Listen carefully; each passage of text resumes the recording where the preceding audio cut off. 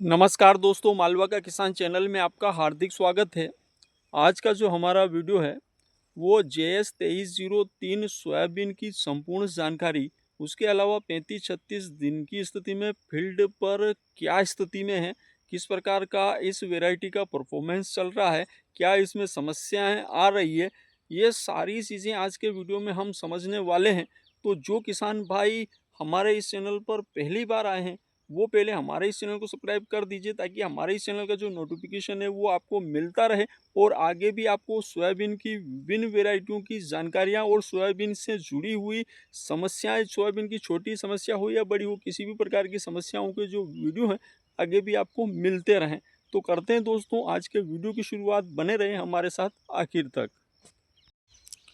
ये जो मोबाइल की स्क्रीन पर आप सोयाबीन की फसल देख रहे हैं, ये JS 2303 सोयाबीन की फसल है और ये सोयाबीन की फसल आज 35-36 दिन की अवस्था में है। इस सोयाबीन में हमने पंक्ति से पंक्ति की जो दूरी थी वो 14 इंच रखी थी, और अगर बात करें बीज दर की तो यहाँ पर हमने 18 से 19 किलो प्रति बीघा के हिसाब से बीज दर रखी थी, क्योंकि इसका जो जर्मिनेशन है बहुत शानदार है। सारा बीज लगभग है कि उगता है, 95% के आसपास इसका जर्मिनेशन जाता है, और उसके अलावा इसकी जो चाल होती है बहुत अच्छी होती है, ग्रोथ होती है वो बहुत अच्छी होती है। तो यहाँ पर हमने 18 से 19 किलो प्रति बीघा के हिसाब से बीज दर रखी थी। शुरुआती समय में लग रहा था कि सोयाबीन थोड़ी छिद्दी है, बाकी अभी की स्थिति में देखें तो पूरा खेत ये लबालब भर चुका है।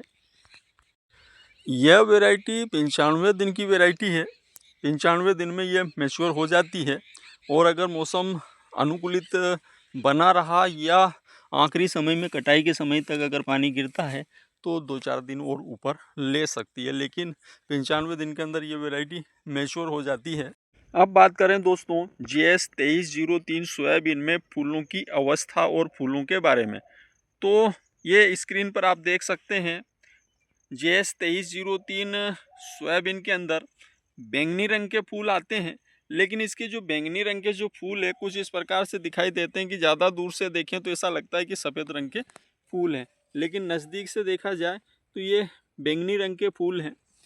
तो JS 2303 सोयाबीन में बैंगनी रंग के फूल आते हैं, फूल गुच्छों में आते हैं। ये देखिए यहाँ पर ये जो पूरा रूट है ये यहाँ पर आप देख सकते हैं, ये पूरा रूट है, पूरे रूट में यहाँ पर फूल आएंगे। ये जहाँ जहाँ पर रूट है वहाँ पर ये इस प्रकार से गुच्छों में फूल आएंगे, ये देख सकते हैं आप।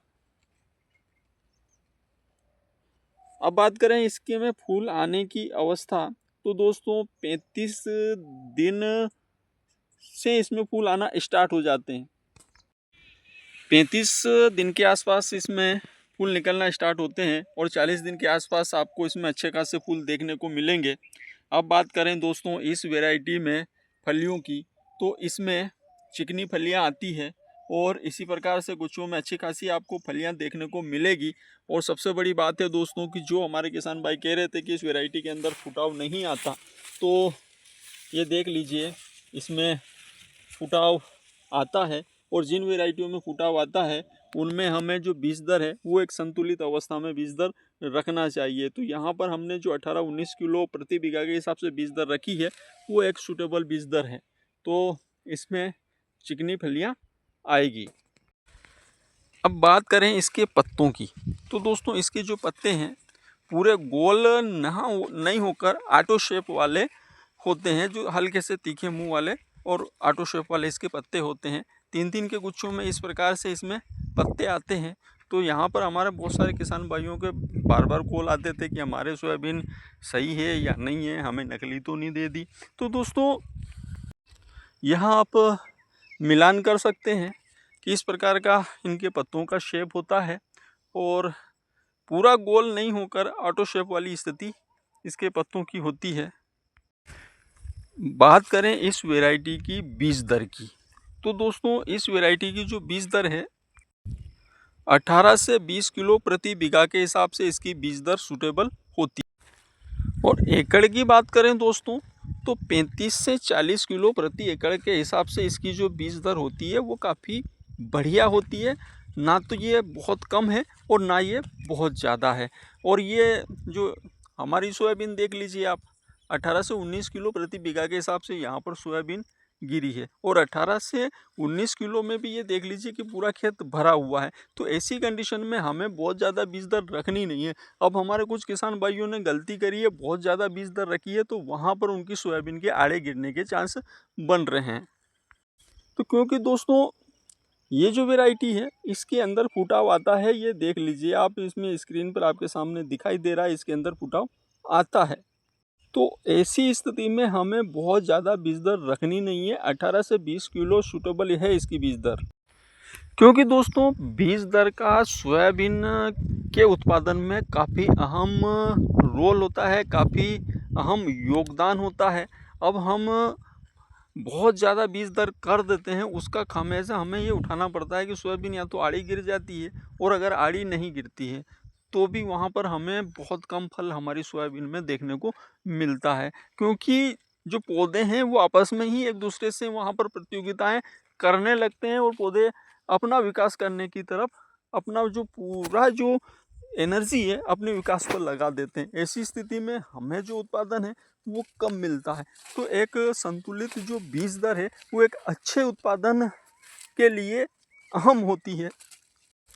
अब बात करें दोस्तों इसके मैच्योरिटी समय की, तो ये 95 दिन की वैरायटी है। 95 दिन में ये वैरायटी मैच्योर हो जाती है। विषम परिस्थितियों में 2-4 दिन ऊपर नीचे चले जाते हैं, लेकिन 95 दिन के अंदर लगभग है कि ये मैच्योर हो जाएगी, और लगभग है कि 95 दिन के अंदर या 95-96 दिन में ये कट भी जाए। अगर परिस्थितियां उस अनुरूप बनी रही तो ये 95-96 दिन के अंदर ये कट जाएगी। तो कुल मिलाकर इसे मध्यम अवधि की वैरायटी कह सकते हैं।